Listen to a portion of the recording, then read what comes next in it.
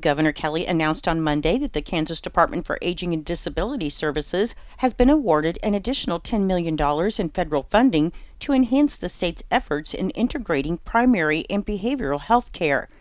Governor Kelly said this additional funding underscores their commitment to breaking down barriers to care and ensuring that every Kansan has access to comprehensive, integrated health services.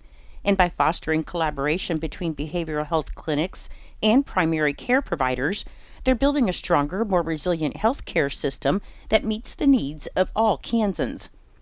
This promoting integration of primary and behavioral health care, or PIP-BHC funding from the Substance Abuse and Mental Health Services Administration builds upon the $10 million received in August of 2023 as part of a transformative 5-year federal grant initiative aimed at improving whole-person care in Kansas. The project focuses on developing behavioral health resources and referral systems within primary care provider networks by leveraging the expertise of certified community behavioral health clinics, which have a proven track record in delivering behavioral health services to the communities, and the Kansas Department of Aging and Disability Services, in consultation with the Association of Community Mental Health Centers of Kansas, will collaborate with 4 CCBHCs to implement this initiative. A man from Hays died in an accident just before 9 p.m. on Tuesday in Ellis County. The Kansas Highway Patrol reported that a 2003 Toyota Tundra, driven by 40-year-old Brandon L. Frick of Hays, was southbound on U-183 at Munjor Road when the pickup crossed the center line and struck a northbound semi, driven by 34-year-old Jesse W. Crum of Colorado. After impact, both vehicles traveled into the west ditch and came to rest on their wheels. Frick was pronounced dead at the scene and was transported to Brock's Keithley Funeral Home. Crum was not injured, and Frick was properly restrained according to the Kansas Highway Patrol.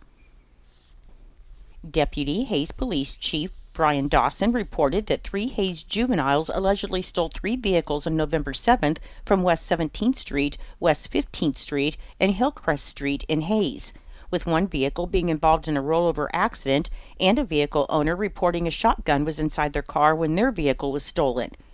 Officers deployed K-9 units and drones to search the area of the rollover scene in the 1100 block of Rome Road, and Dawson said the occupants had fled the scene. Dawson also said on November 7th, a vehicle burglary allegedly took place on East 19th Street, resulting in a stolen Beretta handgun. On November 8th, the second vehicle was found undamaged on East 15th Street and returned to its owner. On November 14th, a tip led officers to one of the juvenile suspects who was reportedly in possession of the stolen Beretta handgun and was defacing its serial number, and altering or removing the serial number of a firearm is a federal offense. Dawson said officers executed a search warrant at the juvenile's residence where they allegedly discovered the stolen Beretta handgun with the serial number scratched off, and they also found the stolen shotgun and drug paraphernalia.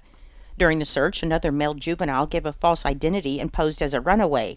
He was arrested after being identified as having a warrant for rape out of Pawnee County, though his arrest was unrelated to the vehicle thefts.